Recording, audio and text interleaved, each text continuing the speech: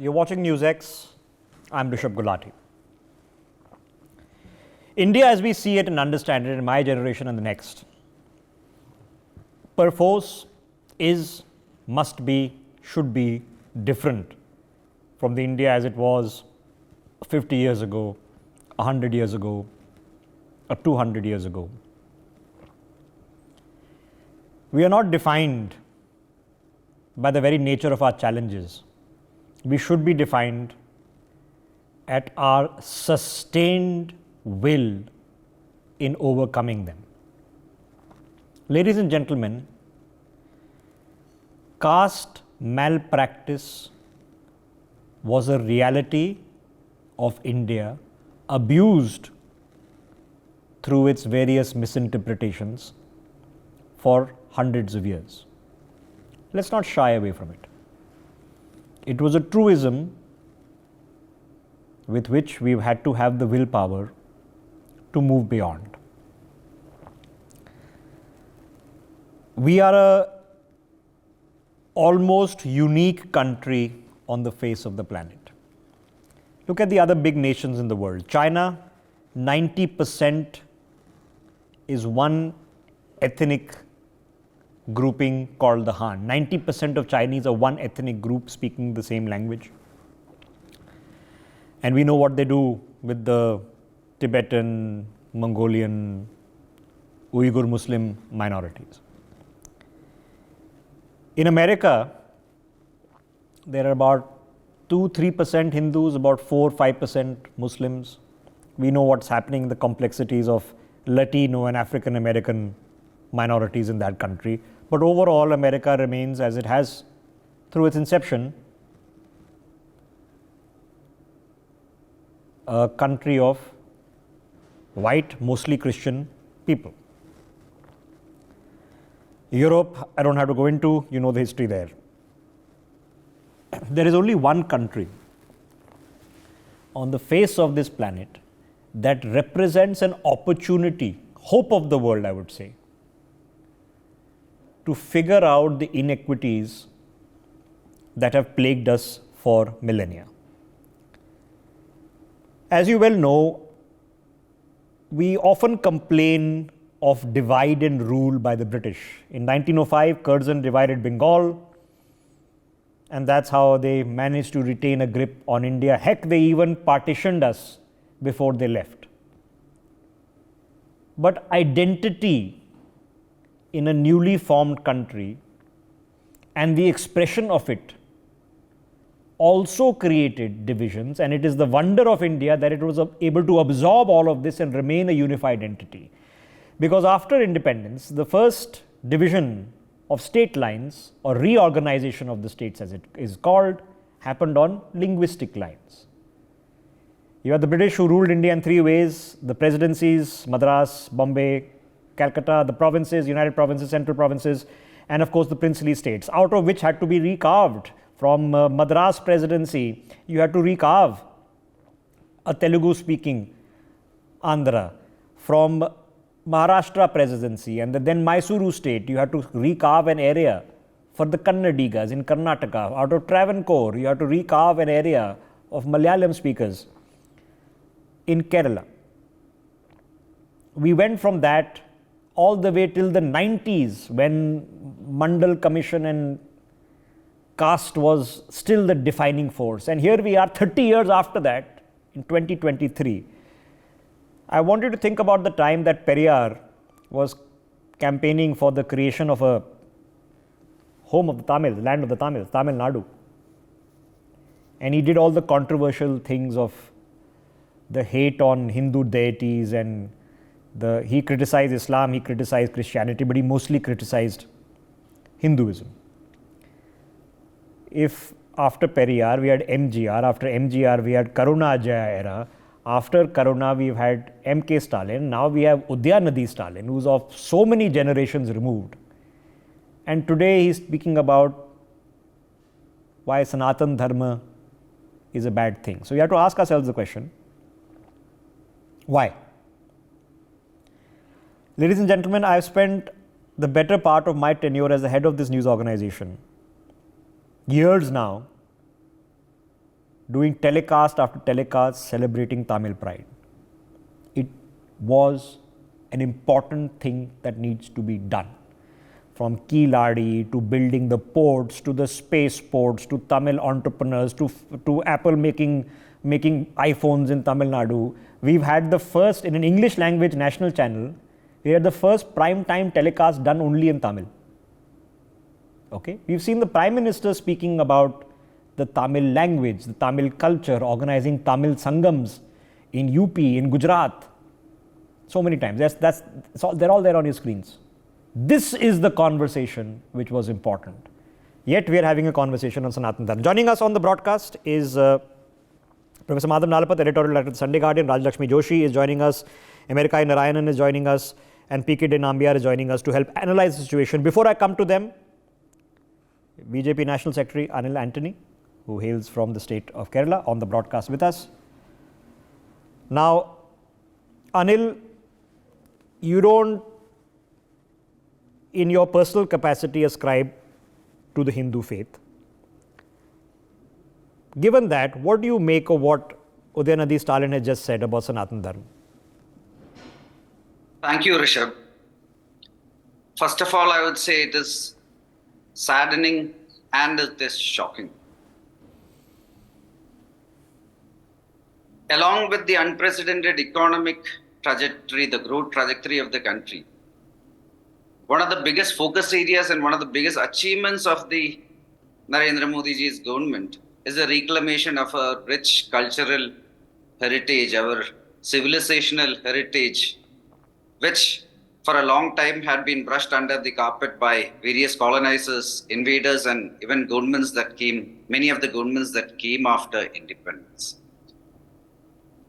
Sanatana Dharma, as you all know, is one of the core binding factors. It is one of the essence that binds the civilizational beliefs and practices of ours. Swami Vivekananda ji and many other luminaries, Vivekananda ji himself at multiple occasions had said that Sanatana Dharma is universal, it is eternal truth, it is indivisible. And it is something which every Indian is proud of, and vast majority of the country are proud practitioners of it. And in circumstances like this, it is just unbelievable, it is saddening, it is shocking that somebody like Mr. Udhayanidhi Stalin, one of the leaders of this so-called INDIA alliance, is denigrating Sanatana Dharma. He is comparing this to some of the diseases like malaria and COVID, etc., and saying that he should eradicate this. It is just sickening, saddening. It is very sad. And it tells about the perverse thoughts, the perverse thought process of the DMK and also many of the alliance partners in this INDIA. Okay, but Anil, he's an upcoming politician and a young politician. As I mentioned, there are 4 generations removed from Periyar to MGR to Karuna Jaya, then Karuna to MK Stalin. Now he's supposed to be a new generation person with new thinking. I thought he'll be discussing space ports and new aqua projects and development and jobs. Why is he spoken specifically on eradicating Sanatana Dharma? Why does he think this makes for good youth politics in Tamil Nadu? See, you look at this INDA alliance, 26 parties have come together. You have Rahul Gandhi's Congress and you have 25 other parties. The only thing that is common between all these parties, they have a large history of corruption. They have a large history of injecting communalism, and now just like the old colonizers and invaders, they are trying to actually destroy the very essence that this country holds because of their blind hatred to what our Honorable Prime Minister is doing. They understand that it is the Sanatana Dharma. It is one of the key binding factors that is holding our country together. 1.4 billion, 140 crore Indians are held together, and this is one of the binding factors. Like Vivekananda Swamiji mentioned, this is eternal, this is the eternal truth, it is indivisible. And sadly, we have this next generation politicians, since they are again and again, since they are not getting democratically chosen by the people of India, they are now trying, just like the old British people, just like the old invaders, they are trying but Anil, in the past, caste malpractice, denigration and abuse has been a very overwhelming force in the country as well. It's a reason that has now created all sorts of connotations. Have we moved beyond it? Has Hinduism of today, is it different from the Hinduism of 100 years ago? See, I would speak on broader society and political changes. I can categorically say that ever since the Honorable Prime Minister Narendra Modi ji's government came, the first day what he spoke was that he is not a Prime Minister who is representing any particular communities. He is not representing minority or majority. He is representing 140 crore people. He is attempting to take 140 crore people together, giving them opportunities, new employment opportunities, economic opportunities, give them opportunities of avenues of economic and social growth. And he wants to make India into a developed country in the 100th year of our independence. He is taking everybody together. And then you look at all these opposition parties, which is actually fighting the Bharatiya Janata Party right now, 26 parties. Again, what they are trying to do is once again, just like a century back, just like the times of the old, they are trying to divide our community, our 140 crore Indians again into religions, caste, communities, because this is what they see as a counter to our inclusive growth. And is Udhayanidhi Stalin, in your opinion, guilty of fomenting Hindu phobia with such statements? He is guilty of many things. First of all, he is guilty of attempting to, he will never succeed, but he is attempting to denigrate and destroy one of the core binding factors that bind 140 crore Indians. This is something which 140 crore Indians are very proud of. Most of the Indians are proud practitioners of the great Sanatana Dharma, and he is trying to denigrate and destroy that, which he will not succeed. But this is something which is a destructive thought, it is perverse, and this is one more reason why this INDIA alliance should never be even considered as an alternative to the Bharatiya Janata Party and NDA. Because right now, when we are trying to take 140 crore Indians together, sadly we have the INDA alliance that is trying to divide people based on caste, communities, and they are trying to destroy the very essence of this country for their short-term political gains, for their short-term political expediencies. And this is just saddening. And this is why, once again, the great people of India should come together and they should ensure that, just like in 2014 and 19, the so-called alliance, they are trying to name it after the country. They are trying to surreptitiously take the name of the country for their vested interests. It should once again be comprehensively beaten and thrown into the dustbin of history because of this kind of political thoughts. Okay. Anil Antony, thank you very much for coming and sharing your thoughts, very clear thoughts on the matter. There is no ifs and buts here. Anil Antony being very vocal on his and his party's position. Ladies and gentlemen, I just want you to just read, of course, the English language translation on your screens, of the tone and tenor that has been used as well. Eradicate like dengue and malaria. Okay, and I say it with the caveat that Hindu reform has required many great people coming out and taking the lead. And yes, let us not live in the naivety of assumption that all social evils have been eradicated from Indian society. For sure not. But I wanted to think of it. One day Udhayanidhi Stalin will be a chief minister, a member of parliament, a union minister, who will be thinking that this is some disease that needs to be eradicated. Perish the thought at how mosquitoes are killed to eradicate dengue and malaria. So either he's made a very naive statement or he's made a very calculated statement. For one thing he's gotten out of it is infamy. We're all discussing him today. So he's got that out of it. Now let me rope in Professor Nalapat. Professor Nalapat, you know, we know our history. So we knew that there was a style of politics. I would not use the word guise, but in a style of politics rooted in caste inequity that was adopted by Periyar in a very extreme fashion. That was 60, 70 years ago. In a modern day generation, is Udhayanidhi Stalin, what's the plot? What's cooking here? What's he attempting to do? Rishabh, unfortunately, this is a calculated move, in my opinion, by Mr. Udhayanidhi Stalin to basically try and consolidate the constituency of Hindu haters of different faiths. There are some people who have got a completely wrong idea about Sanatana Dharma. May I point out that Sanatana Dharma is a universal faith, which means it accepts every path. Every path is regarded as equally valid.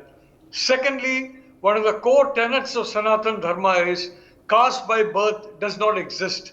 You know, as has been said, the fact is that Janmane Shudra, Karmane Bahuda. You become a member of a caste as a result of what you do later in your life. If you're a teacher, if you're a warrior, if you're a businessman, well, you move into different caste streams. There is no caste by birth.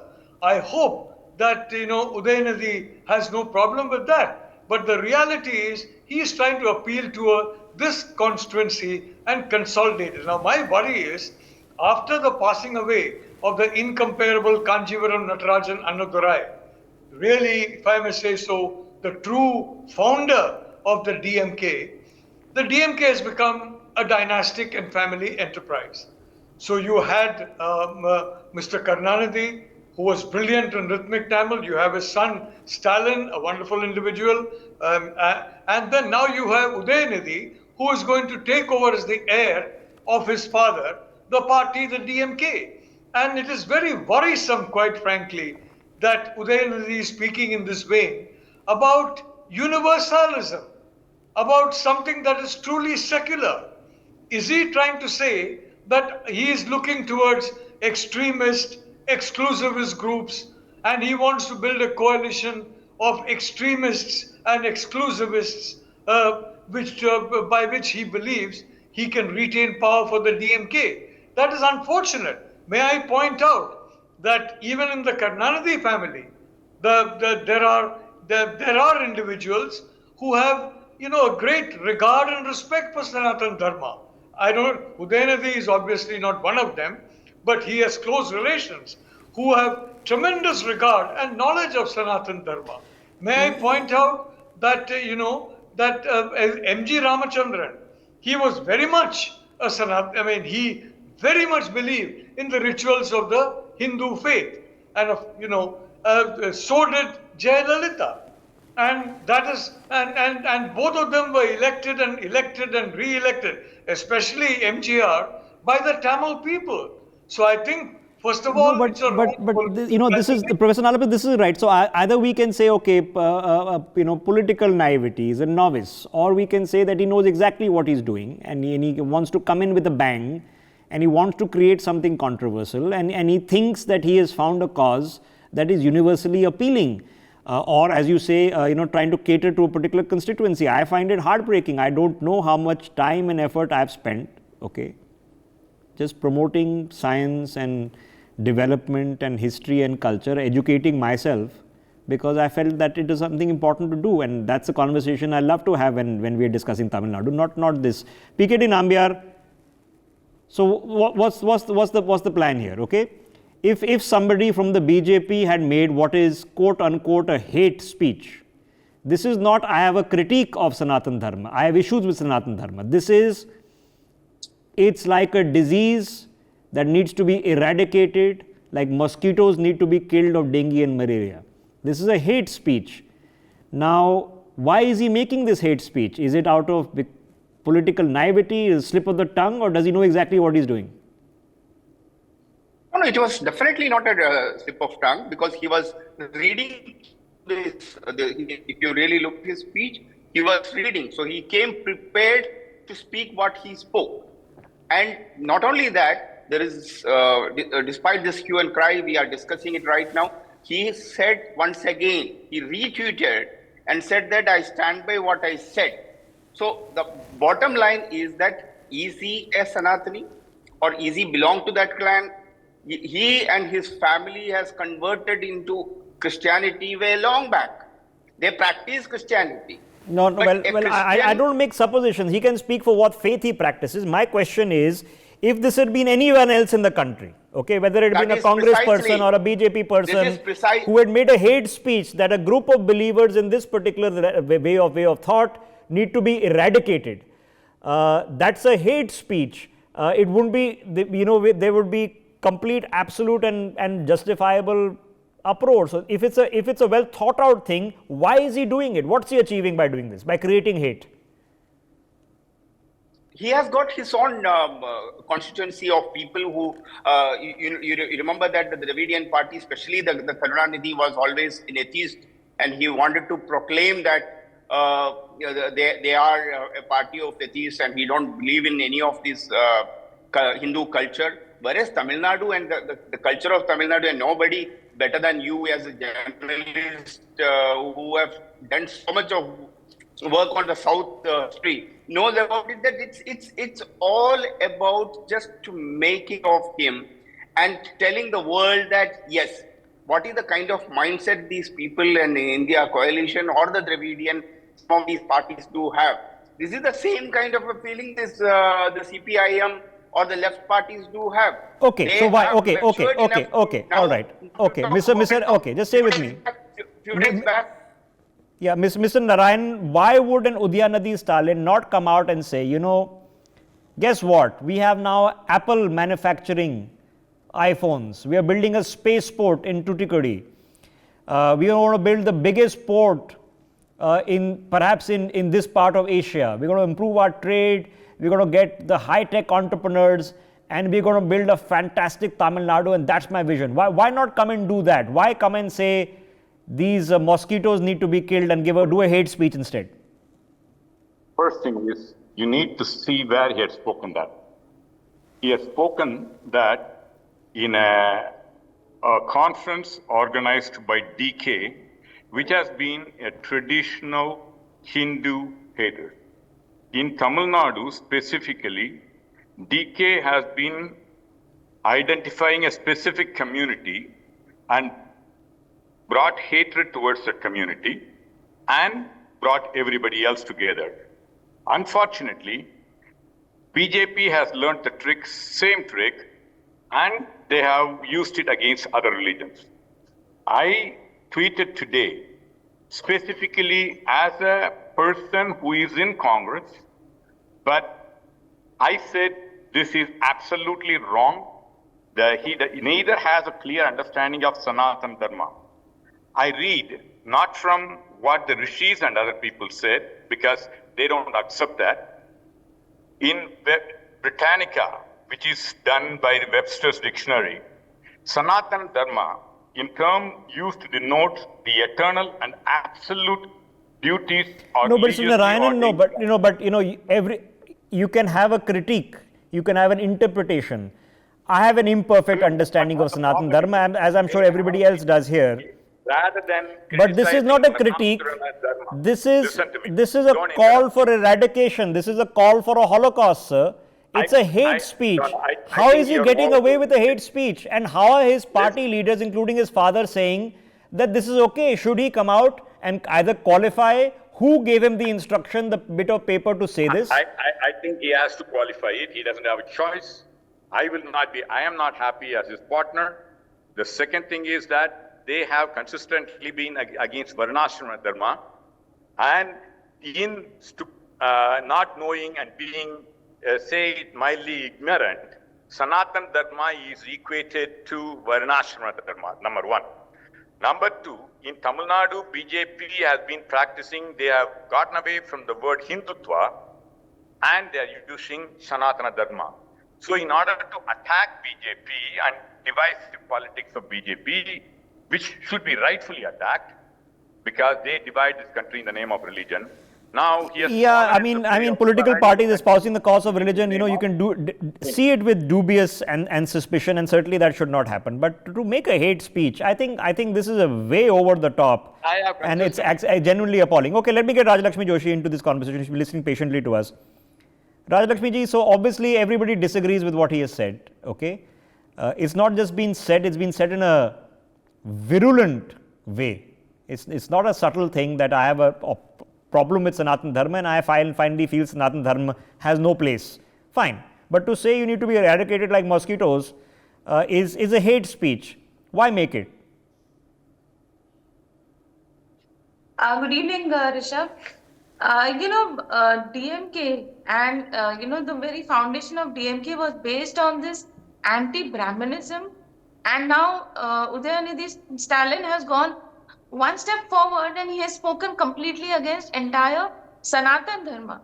The very fact that he even participated in something called as eradicating Sanatana, that itself shows that the very purpose of this conference itself, I feel that it is probably funded, or it was probably Okay, I'm going to motivated by interject, ma'am. The Indian National Congress was founded by the Reverend A.O. Hume, okay, by a Britisher who actually went to South Africa, and he was the person who actually brought Gandhi from South Africa to India. So the purpose of the founding of the Indian National Congress versus what it represented later and what it represents today is completely different.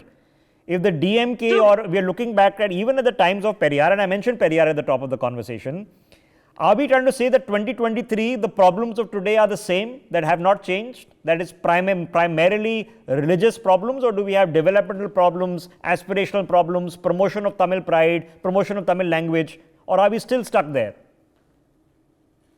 Rishabh, I would call it intellectual bankruptcy.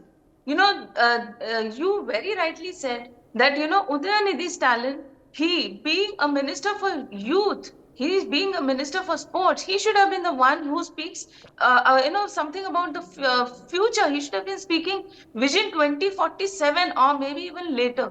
And he is speaking something that could have been something much behind in time. He is talking Okay, something so based whose on hero has this he become today? Okay, by doing this, he wants to be somebody's hero. Where has he found the constituency? Has he become the hero of Dalits? Has he become the hero of atheists? Whose hero has he become today? Yes, obviously, like Professor Nalapat was talking about, this constituency of people who are completely against Hinduism. Now, there is this constant flip-flop by all these political leaders who keep talking against Hinduism at every possible forum, where they see a polarizing of anti-Hindu kind of forces, and then they also show a Hindu stance or a temple run whenever it comes to the elections. Like you see, for example, Rahul Gandhi, he speaks about how he talks about this falling at the ground, falling on the ground and all that, and he talks about he makes fun, he makes mockery of Okay, the okay, Rajalakshmi Joshi, let's come to the brass tacks. Namaskar. Okay, He if speaks somebody about all had of said that. something so heinously derogatory, let alone a responsible political leader who's a public face and comes from an illustrious family, about any faith or any belief, imagine you came out and said, Sufism is like mosquitoes that need to be eradicated. Okay, there would be very serious consequences. Okay, people Yes, would be of more course. than perturbed at such a statement. Does Udhayanidhi Just Stalin need to come out imagine. and give an unconditional apology for what he has said, or live up to it and and start eradicating people? What's he supposed to be doing now?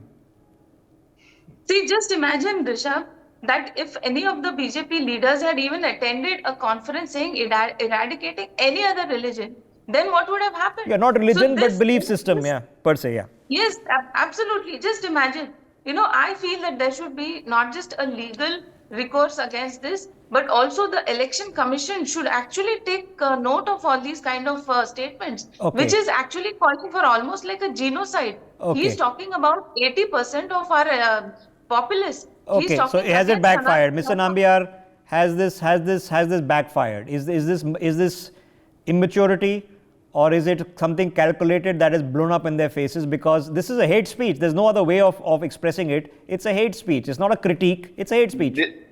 This is a hate speech. I'm going to Supreme Court most likely tomorrow after consulting some of the people.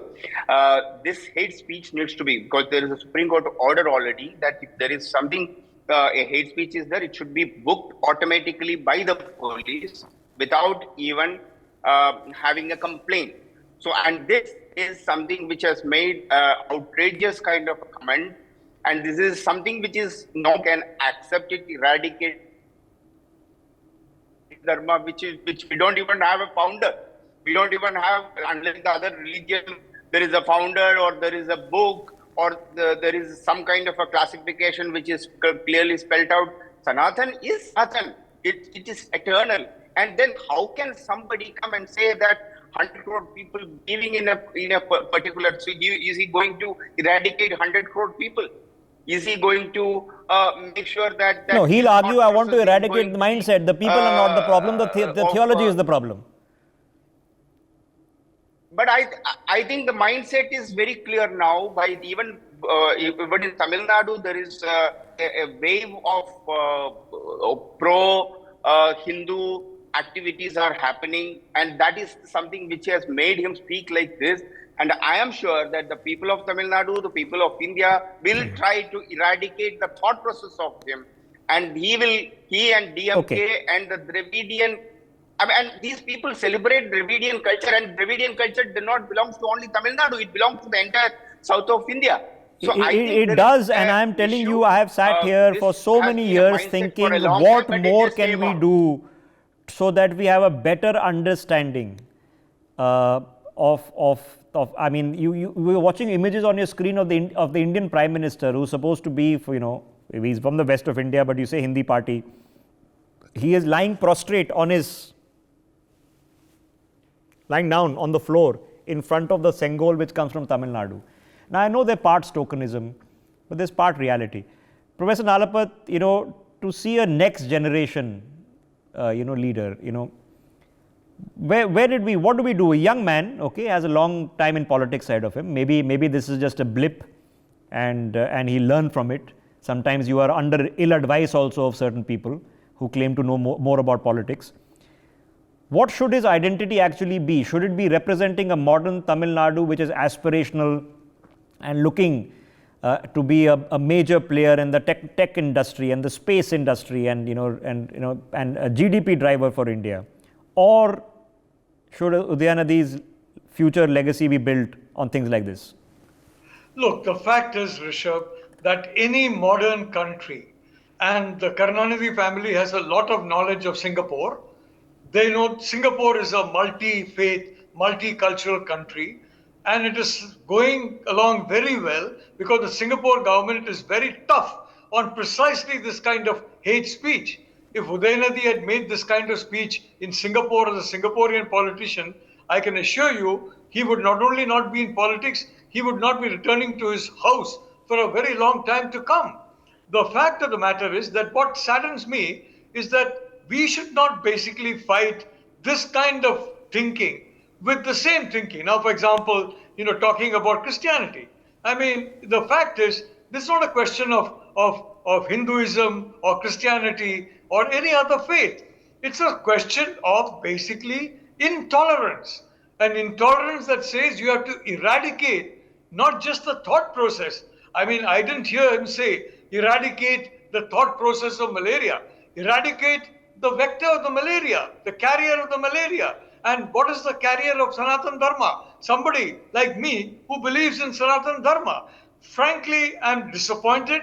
I'm dismayed by this. I can say that very clearly. And secondly, I'd like to say, I don't think, frankly, that anybody in any party should now say, oh, this is because some other religion is involved and he wants this thing. The fact is, unfortunately, there is a constituency of Hindu haters.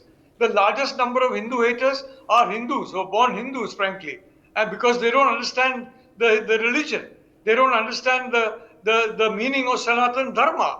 So I do believe, Rishabh, quite frankly, that Udhayanidhi has made a terrible mistake that's going to haunt him and his party for a very, very long time to come. No, you have the statements, and I can hark back, and generally they are extreme statements that 10, 20, 30 years, because eventually you aspire to positions of constitutional gravitas, and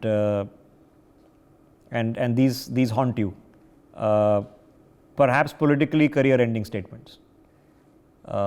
If you are an opponent or an aspirant for Udhayanidhi's future job, you're thrilled he's done this.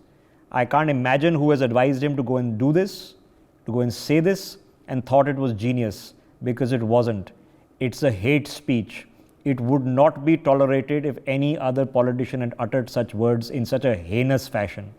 A critique is welcome, to say that people like mosquitoes need to be eradicated is unbelievable. I am truly heartbroken and appalled that this is happening at a time when you expect young leaders to be talking about the future, about what we're going to build, the India we're going to build, and the fantastic museum we're going to build at Kiladi, and the great ports, and when the first next Gaganyaan launch is going to happen from Tuticorin, when the spaceport gets built. There's so many things to talk about, yet he chose in a very concerted way, not slip of the tongue, not caught off guard by reaction, in a very concerted, thought out way, resorted to hate speech.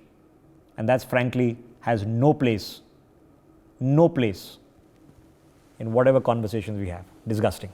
For more such videos, subscribe to the NewsX YouTube channel, hit the bell icon.